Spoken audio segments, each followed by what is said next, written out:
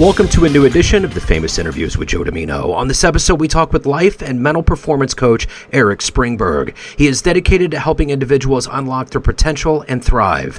Passionate about self-discovery, personal growth, and mental resilience, he equips his clients with the tools they need to achieve lasting success. He specializes in supporting men facing challenges in their personal lives, careers, and relationships. Erik creates a safe, judgment-free space where men can openly express themselves and overcome the mental barriers holding them back. From his base in Arizona, we get into this great story. Enjoy. Well, hey, man, it's great to meet you. Thank you for taking a minute out today. No, I appreciate the opportunity. I'm really excited to talk to you. Yeah, absolutely. Me too. So let's get into it. I want to begin our conversation before we get into your life of coaching by asking you this. One of the biggest shifts collectively for all of us was surviving that pandemic about 4.5 years ago. How much of getting through that time period and pivoting and all the things that changed still affects your life in this new 2025? Yeah, that's a great question because it did affect all of us. For myself, it was, all three of my kids all of a sudden being homeschooled, and I'm working from home and my wife's working from home. So it was a big change in family dynamics and just being able to make sure all the kids had their space to do their work. And we had our space,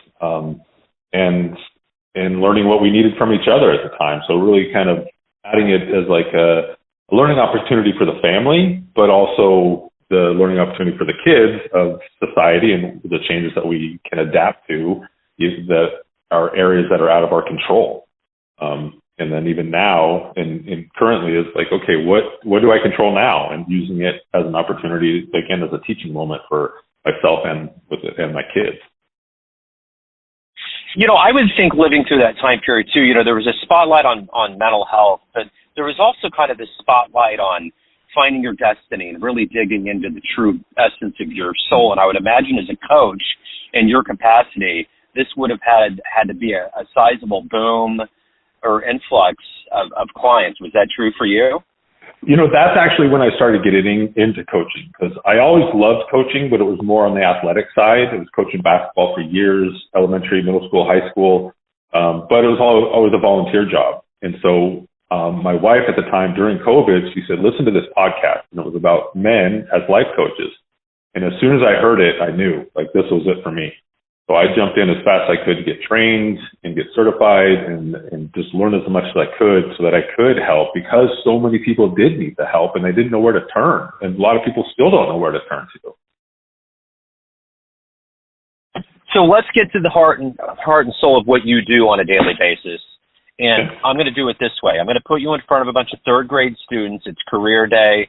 And one of the kids in the back of the room is curious and is like, hey, what do you do for a living? How do you answer them? Yeah, I love that.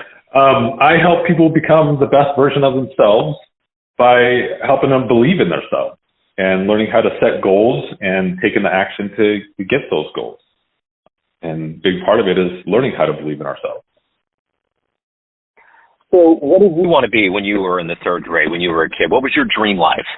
Oh, it was all about sports for me. Football, basketball, baseball. All I wanted to do was play sports. Nothing else mattered to me. And it was my whole goal of just every day after school is just go play mostly basketball and baseball.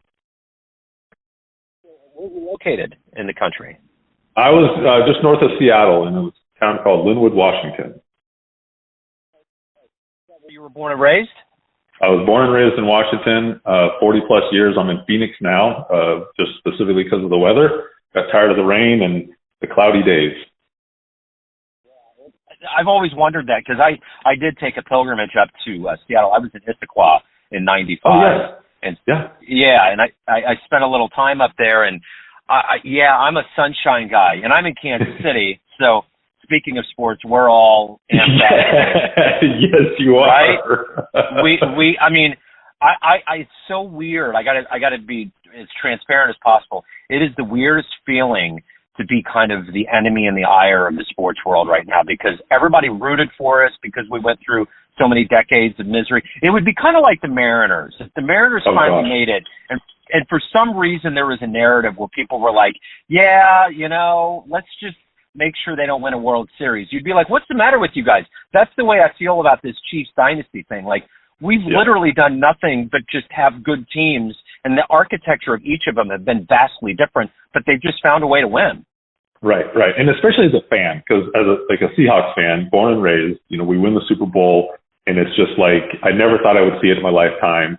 My grandma being able to witness it, it was just, for the fans, like, it's a completely different experience when you have gone through all these losing seasons and decades of just, the sports teams in Seattle between the Mariners and the Seahawks. There was just a lot of losing seasons.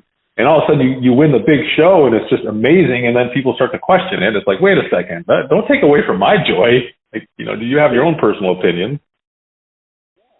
I guess the thing now is that there's this comparison to New England, but quite frankly, we haven't been embroiled in any scandals. I mean, they were deflating footballs. There was questionable, They were talking for a while about hijacking signals. Belichick was. Right. So we haven't had anything like that. I mean, they're talking about the refs, but I can tell you from the Kansas City fan standpoint, we have been victims of that forever.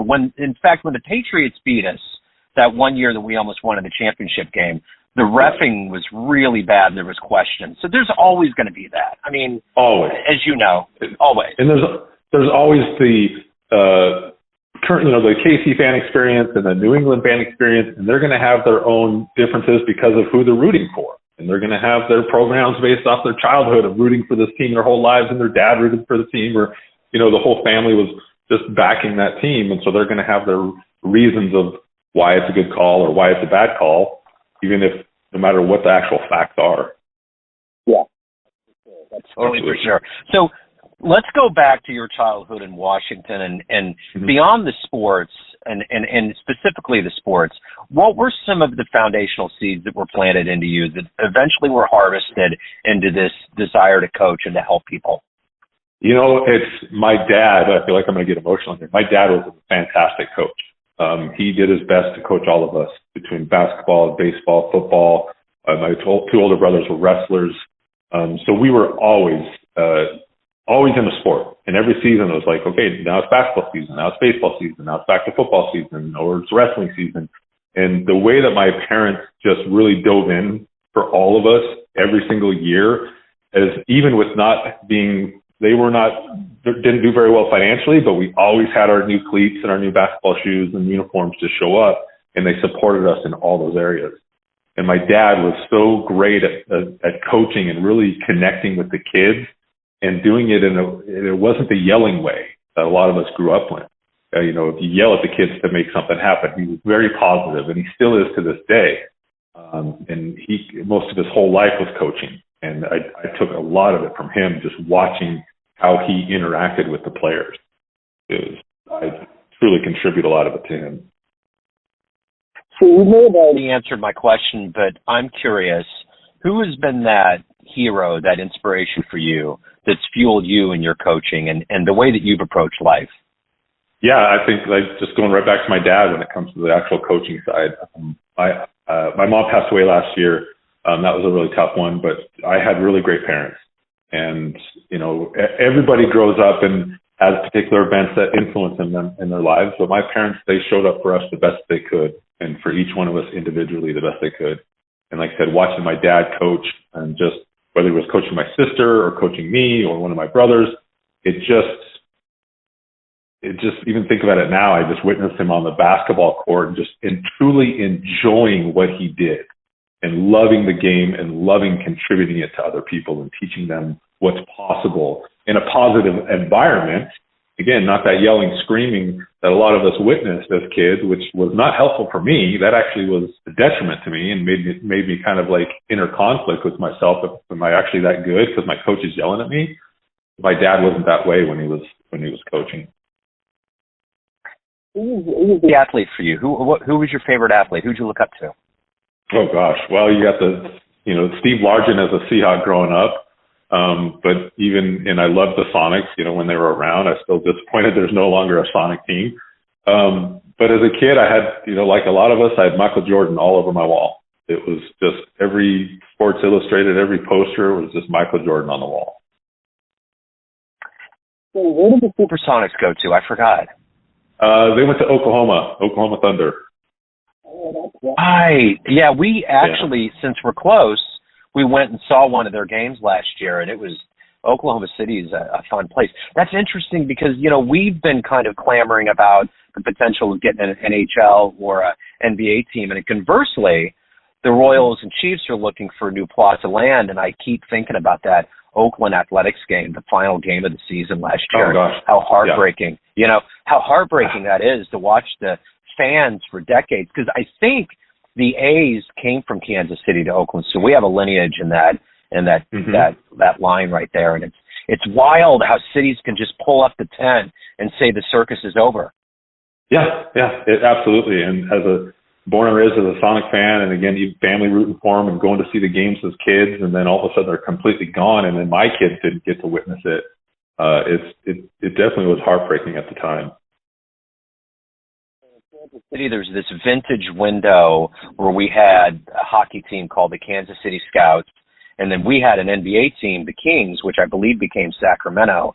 So we still have gear and logos on shirts. In fact, my stepdaughter got me a Kansas City Kings sweatshirt, and I just kept thinking, all we need to do is have Patrick Mahomes tweet about it, and it's probably going to become a reality. Well, and that's Russell Wilson, back when he was a Sonic, he wanted to try to get the Sonics, or when he was a Seahawk, he wanted to get the Sonics back in. It was a talk, and I think there's just, you know, there's so much money involved in sports. It's what market's going to make the most money, and who's got the most influence to make that money.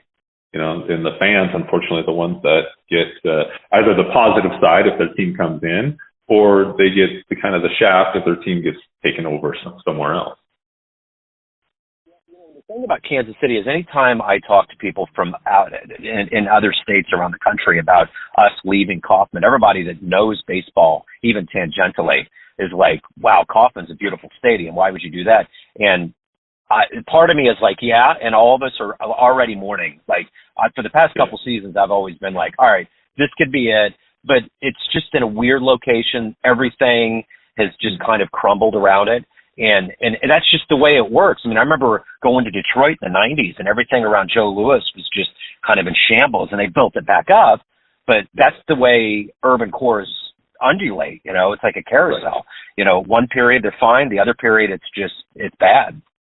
Yeah, and then trying to get the fans in, depending on what's going on during that period. You know, I grew up at the Kingdome. I mean, it was not the prettiest looking as compared to anything nowadays, especially. But that's what I knew as a kid, was going to Seahawks games and going to the Mariners games. It was just like, oh, we get to go to the Kingdome. I just was there as a true child being a fan, even though it was not a great place compared to especially everything that all the stadiums are building nowadays and the technology involved in all. Yeah, I had a friend of mine so speaking of the Kingdome, when I went up there, I drove by it and I kept thinking about the Bad News Bears whenever they had the dome. When you know what I'm saying? When they went to the Astros. That was my point of relevance. But this is another very interesting part of Seattle baseball history. My childhood hero growing up was Dwight Gooden, and as an independent reporter, I actually got to cover an event called the Hall of Game at the Negro Leagues Baseball Museum, and he came to town, and I got to meet him, and he was wondrous. Like, they always say don't meet your heroes, but Doc Gooden was so cool. Like, just, it's still incredible. So I kind of got nostalgic and talked to my friends from high school that, you know, when I collected cards, I always got Goodens and got autographs, and he was my guy, posters, all of that, like you with MJ. And he was just kind of going through all of his stuff, his nostalgic stuff. And he said, I have one of those Ken Griffey Jr. chocolate bars still. I wonder how it tastes. I still do. Yep, I still do. I've got probably 4 or 5 of them. And, you know, we all thought those are going to be worth $1 billion. Yes, because of the Babe Ruth. And yes. And now it's just, it's just worthless. But it means something to me. It's just nothing compared to what people thought was going to happen and hoarding them. Yeah. That might be a funny video to just be like, all right, I'm unraveling this. I'm eating 30-year-old chocolate. Let's see if it's a wine in a barrel. I doubt it. Yeah. That would probably not end up well. So let me ask you this. If you could meet anybody, any athlete on the planet right now and talk to them and spend a little time with them, kind of akin to what I did with Doc, who would that be? Who would you love to meet? Oh, man, that's a good question. The first person that pops out is Russell Wilson. because I know he had his mental performance coach passed away a few years ago, but it's something I know he's worked hard on, is that mental process, knowing it works and really sticking to it. So I'd love to talk to him and just how he's been able to change his game, change himself mentally. And it's not just about sport, it's about anything else in your life. You could just use sport as an example of something to work on, but your whole life can change because of working on that mental process. And he worked for years on it, and I'm sure he still does. I just don't know who his current coach is, but he had one for years within the Seahawks. And even, Pete Carroll as a coach, now with the Raiders, like that's his program is to work on everything. It's not just about sport. It's like, how are you going to be a better human, a better person, better father, brother, whoever your character is in life? Like, how are you going to show up the way that you want to, and compared to where you're at right now? I heard an interview with Joe Madden. Was that his name, the coach for the Cubs in 2016? Oh, I forget. The manager. I think it was him. He kind of looks like he's trying not to be the Santa Claus at Macy's. He has the glasses, the beard, right? The gray hair. Yeah. And I've heard him interview my son, because his stepdad's really into the Cubs.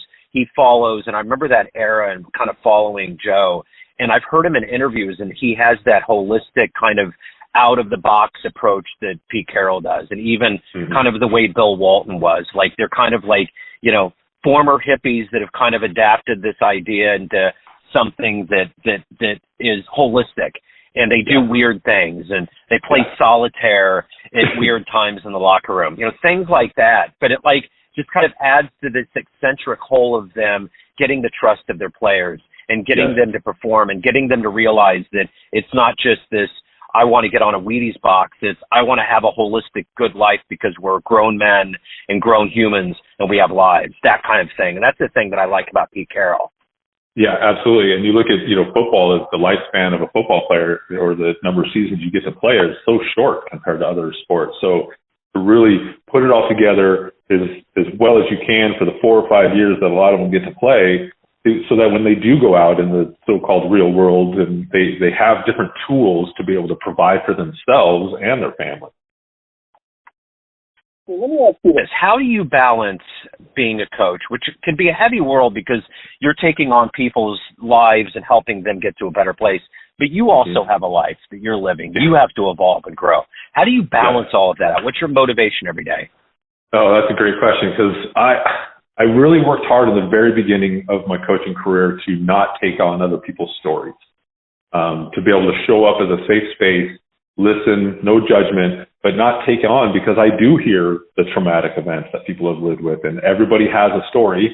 And so I've been able to separate myself, which has been very helpful, but then also show the empath and show up as a coach that they need from me.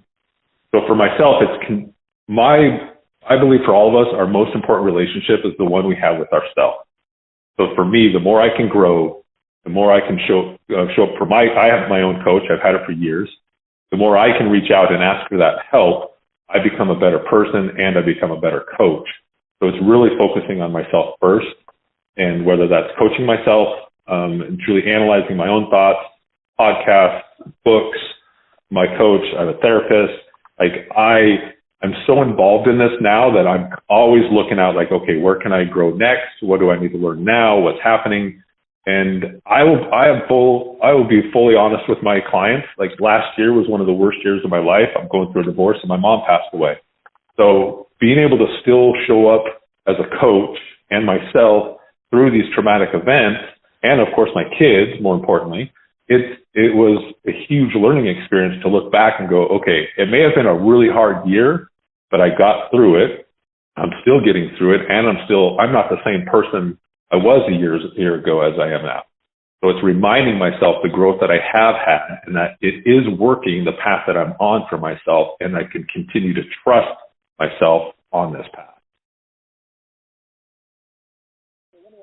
Speaking of growing and getting through things in your life, if you had a dream tonight, ran into the 18-year-old version of you, and you could give that young version of you a piece of advice based on this life you've led, the wisdom you've accumulated, what advice would you give your younger self?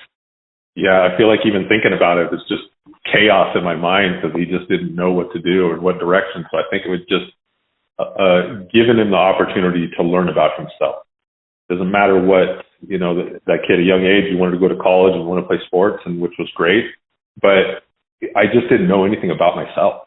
And giving him the opportunity to learn about himself and why he acts a particular way and has we're all programmed a particular way. And my 18-year-old self was programmed based off my childhood, and I didn't know any different because that's just what was around me. But it didn't mean it was true, and I didn't mean that I always had to be that way.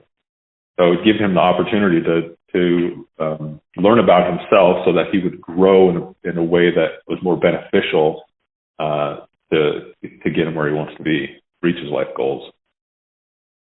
One thing about coaching, and especially in the realm of athletics, is that it's always full of risks. I always find myself, maybe it's just old guy thoughts, over 50 guy thoughts, but sometimes I'll watch like high school basketball kids, and I'm thinking, that's the next MJ, that's the next one, and they've made this commitment to dedicate their lives to that. They could be doing other things. They could be out dating, they could be out hanging out with pals, they could be playing video games, but they've dedicated this life to like excelling in a way that most people won't. And I'm curious, in your life, what's the biggest risk that you've taken? Ooh, that's a good question. Wow. Not really sure how to answer that. I just kind of look back through, and I know there's been obstacles that I've definitely overcome.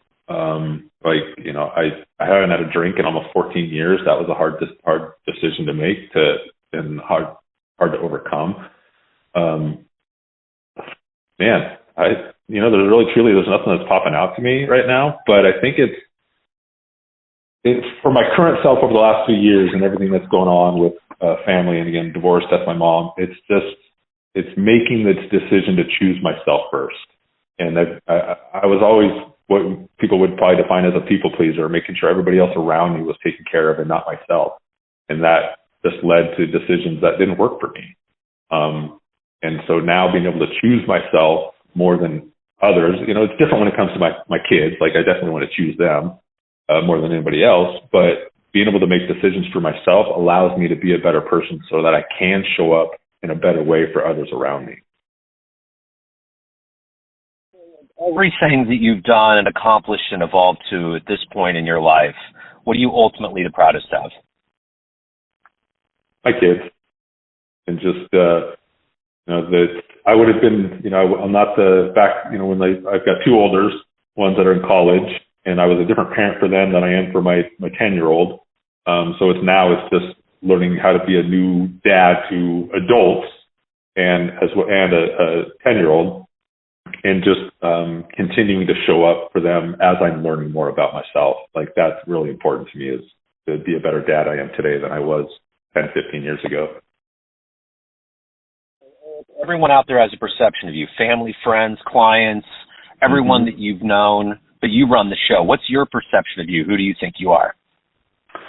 Yeah, I love that you said that, because it's, there's, especially like social media nowadays, you might connect with somebody back from high school, but they know you in a particular way that is not the same person you are now. Somebody you used to work with. Everybody has a perception of you. So for me, I like to think of myself as just a loving, caring man that just wants to show up and help others in this world to the best of my ability and without judgment. And that's when I show up to my clients, it's truly with them one-on-one. And even through all the traumatic events I had last year, I still was able to okay, this is my time with my clients. They are here and they are being vulnerable and showing the courage to show up for themselves. I'm going to show up for myself to be the best coach I can be in that moment. So I just want to show others that it's possible to make these changes. I've done it myself. So just showing love and respect for others around me. This is a two-part question here, and this is my final one. We're going to end on a high note. Okay. What is the best professional sports game that you've ever been to? Energy, everything. And what game would you take a time machine to see that you would love to see? Yeah, the best game, it was the Cowboys versus the Seahawks. It was a playoff game. I believe it led to the NFC Championship.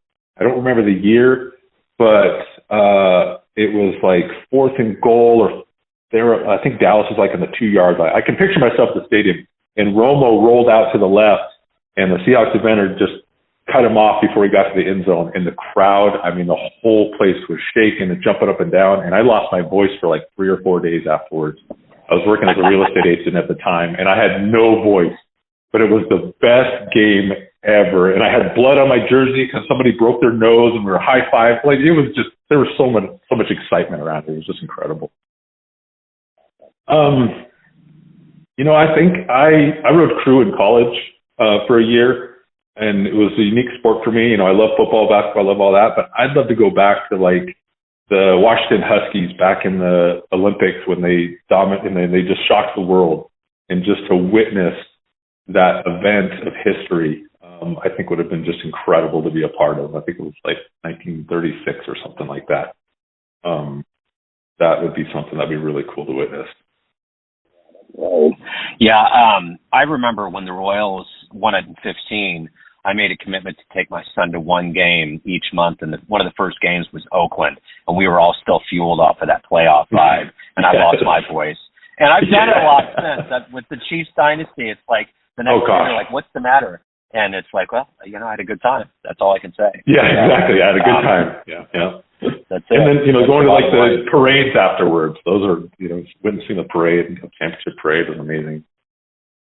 Yeah, it is. Yeah, and for us in Kansas City, if we happen to win it again, they're going to reroute and do something different because of those bozos. But I went to all of the parades that they've had so far, and even last year, I can tell you from firsthand perspective, it was really nice out. It was Valentine's Day. Everybody was happy, and it happened at the very end. And I didn't realize it because there were so many people there until I got in my car, and my son and other people called and said, hey, what's up? And we're like, what's the matter? So it's like, yeah, that whole one bad egg thing, it really does ring true. It does. Absolutely. But so if anyone wants to hire you, they have questions, they want to reach out, any of the good business, how do they do it? The best is erikspringberg.com, ErikSpringberg. That's my website. You can schedule a call out there. You can ask questions. My first call is always free because I want to make sure it's a good match. It's something somebody just wants to understand what life coaching is all about. I'll do some coaching. I'll explain some process. And then if it's a good fit, then we can move forward from there. But I want to make sure it's a good fit that they like my particular style. Perfect. Erik, this has been wonderful. What a joy. Thank you so much for your time. Best of luck with everything. Thank you so much for the opportunity. I really appreciate the conversation. Thanks for tuning in to another famous interview with Joe Dimino, where we cover the world of art, literature, business, spirituality, music, and more from around the globe. Our esteemed theme music was composed and produced by the great E.E. Pointer of Kansas City's River Cow Orchestra. If you want to hear more interviews, visit the Famous Interviews with Joe Dimino channel on YouTube. You can also find us on Spotify and Apple Podcasts. Thanks again for listening, and until next time.